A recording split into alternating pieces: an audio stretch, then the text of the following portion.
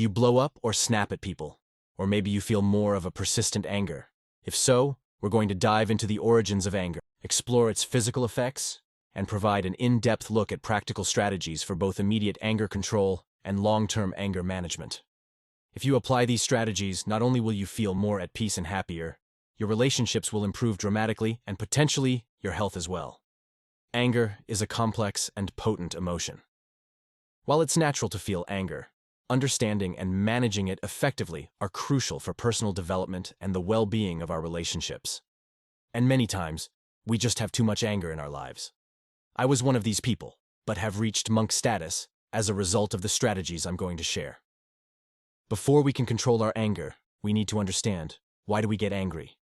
Anger often serves as a protective mechanism triggered by various sources, including frustration, fear, perceived injustice, or feeling threatened. Unraveling the specific roots of your anger is the foundational step toward gaining control over this powerful emotion.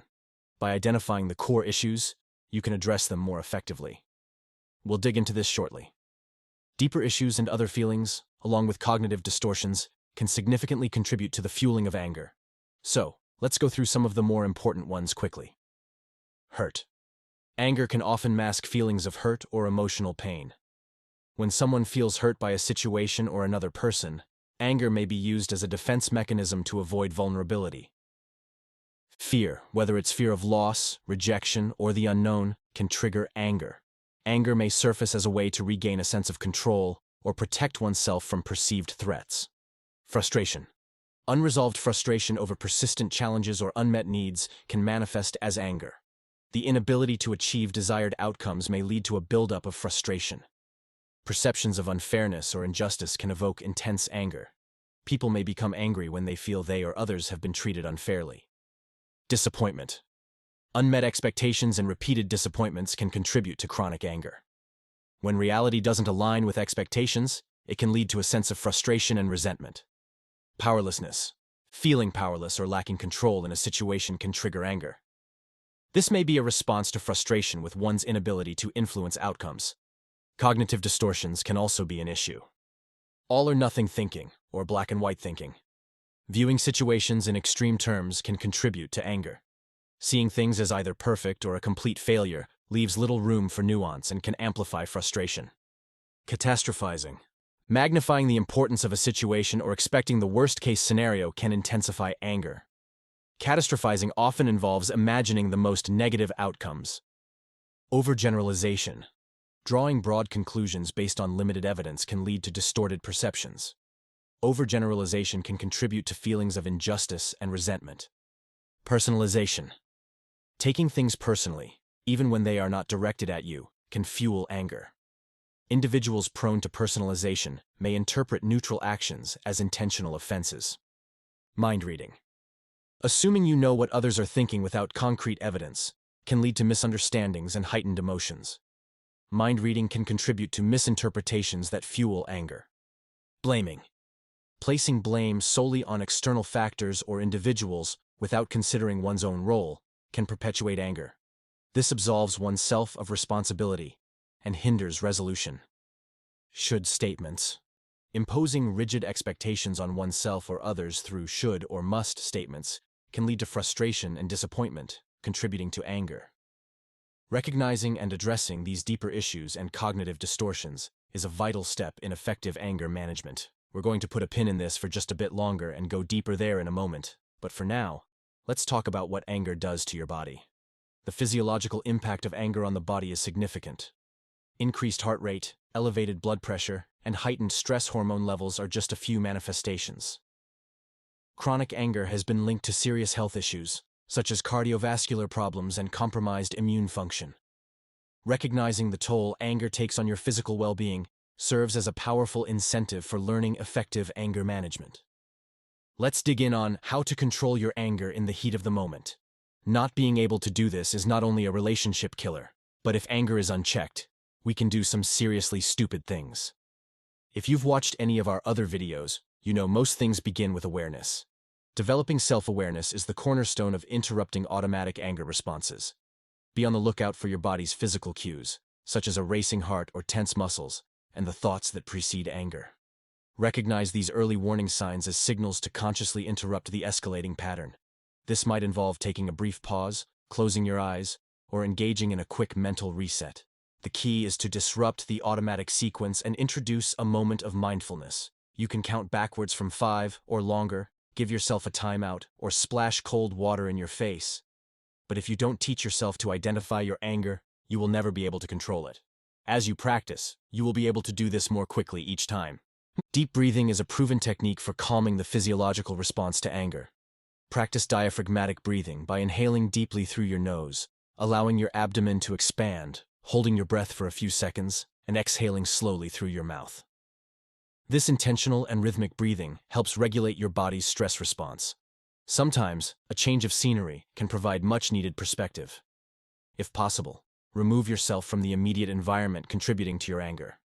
Take a short walk, find a quiet space, or step outside to gain distance from the triggering situation. This shift in surroundings can break the cycle of escalating emotions and offer a fresh perspective, allowing you to approach the situation with renewed clarity. It's okay to take a moment, even if you're in the midst of a conversation. Use this time to relax and delve into the thoughts behind the emotional response to uncover the root of your anger. This might take some digging. Often we react automatically through the lens of our beliefs and expectations, so this might take some questioning.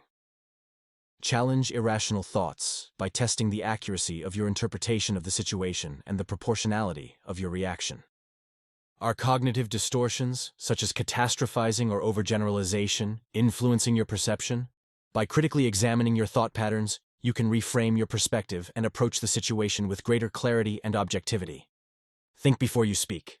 The power of thoughtful communication cannot be overstated.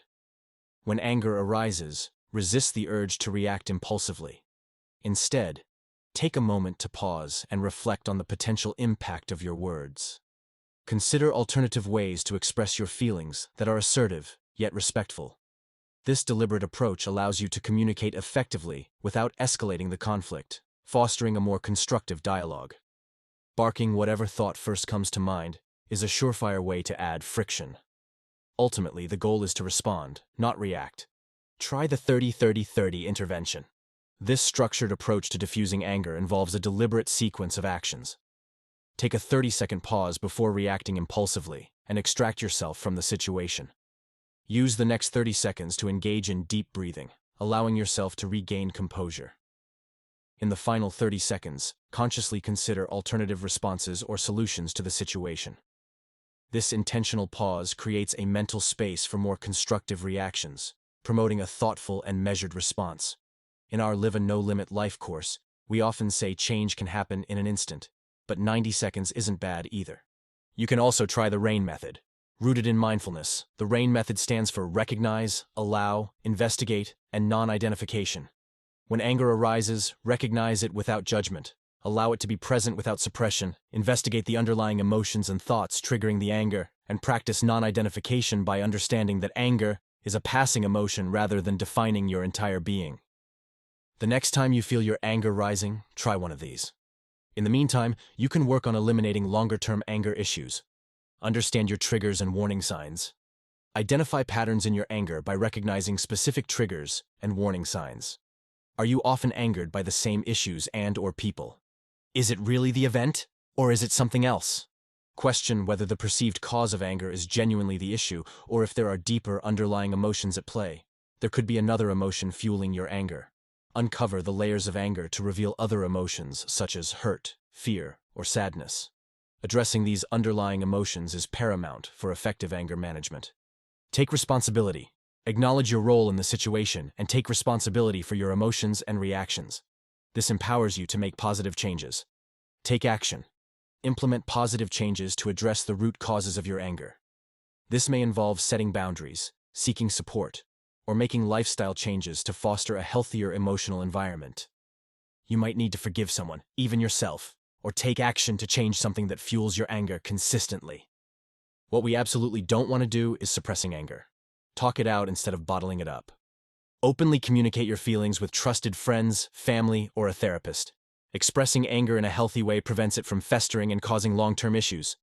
If you can't verbalize it, learn to let it go.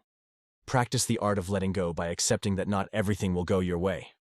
Release the need for control and recognize the impermanence of situations. Here are some ways to let go of the situations that anger you. Let go by not taking things personally.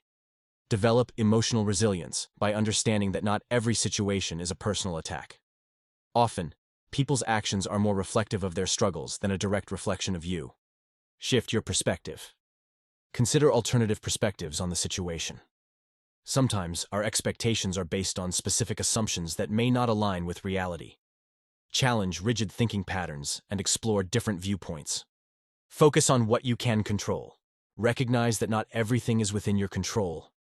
Instead of fixating on what went wrong or why things didn't meet your expectations, channel your energy toward aspects you can influence.